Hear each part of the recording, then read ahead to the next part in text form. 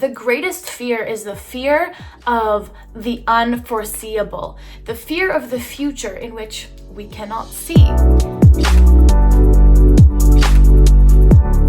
You can make predictions on what's going to happen in the future based on things that have happened in the past, but what we're facing right now is a situation where this has never happened before. So we don't have anything to kind of look back on to know what's going to happen in the future. So we're all kind of in this state of not knowing what is going to come in the future, what's going to come in a few weeks, in a few months. What is the world gonna look like? What's gonna be the new normal, right? So I'm not gonna be here bashing on the fact that everyone right now is feeling some sort of fear one way or another. First thing I want to say is that these fears are very validated and they are very real. But on the other hand, there can also be fears that we carry that are illogical and that are not backed up by reason. So those are the types of fears that I'm going to be talking about today, because the logical fears are, of course, the scare that's going to get us to take action and get us to make a change. We need that initial fear that's going to make sure that we're all taking the proper precautions to ensure our safety, to ensure the safety and the health of our loved ones and the people of the world, the people around us. So now we're all faced with two choices. We can either let the fear control our lives and consume us and keep us stagnant, or we can take that fear and transform that fear into positive thoughts and actions. So you can either be set back or you can grow. Those are our two options here. We cannot control the situation going on, but we can control our reaction and our mindset, because mindset is everything. So what are you gonna do with yours? Now, as humans, we love to feel like we're in control. So what happens when we feel like we're not in control? We're not happy, right? We're scared, we're anxious, we're in fear. We're not happy when we're not in control. So what is the antidote to feeling happy? What can we do to stay in control? Inject certainty into the situation.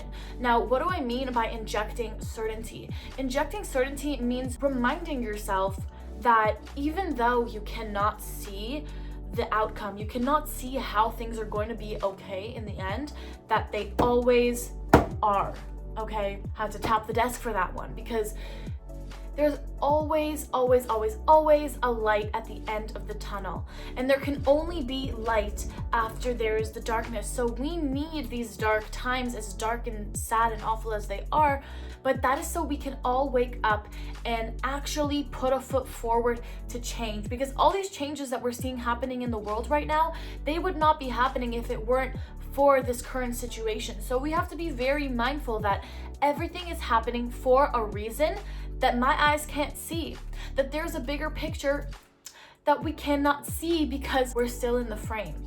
So understanding that is absolutely key to maintaining our sanity and feeling like we do kind of have some control over the situation, and that is with our mind. Now, there are two reasons that things can happen. The first reason something can happen is that so it can be a blessing for us, and the other reason is because it's a lesson. Okay, I'm gonna say that again. Things only happen to us because they are a blessing or because they're a lesson. They're there to teach us something.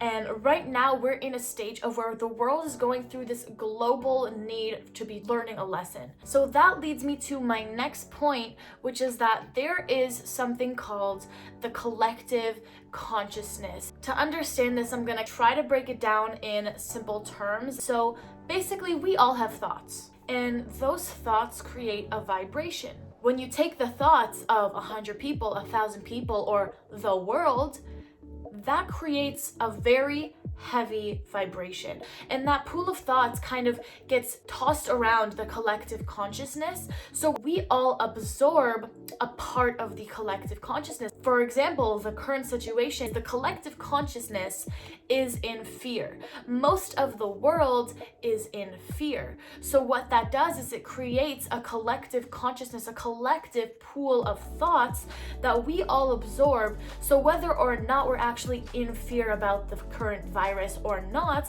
we're going to feel fear because it's in the collective consciousness. Because there is fear surrounding every single possible outcome that could come of this, we're getting a piece of that and we feel that. But we need to keep in mind that just because a thought comes to us, that it doesn't mean that thought is ours.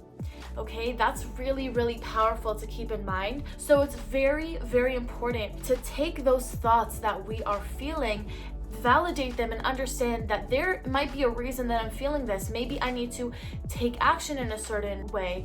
I need to better myself in X and Y ways in my life, and use it as fuel to your fire. Now listen, if this is a wake-up call for you that you need to take this time to relax and not do anything, then that is your call. Listen to your call at this time. Is it to put in more action and effort, or is it to say, I've been working so hard, and this is my time to kind of like relax and take it all in, and to kind of center yourself and figure out who are you? Where are your thoughts? Maybe this is your time to meditate.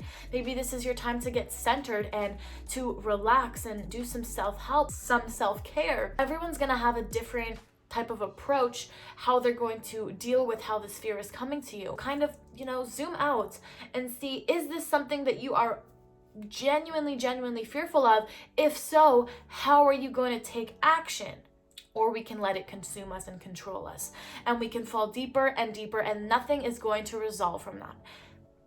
And that's just that. Now, when these thoughts are coming to us of fear, of doubt, of lack, all these low vibrational thoughts, we've got to understand that like attracts like, which means that we attract what we think and what we are.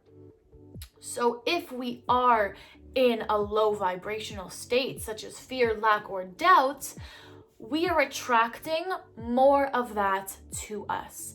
If we are constantly having thoughts of fear, like what's the future going to hold? Low vibrational thoughts, okay? When we're in that low vibrational state, you're attracting more negative things towards you.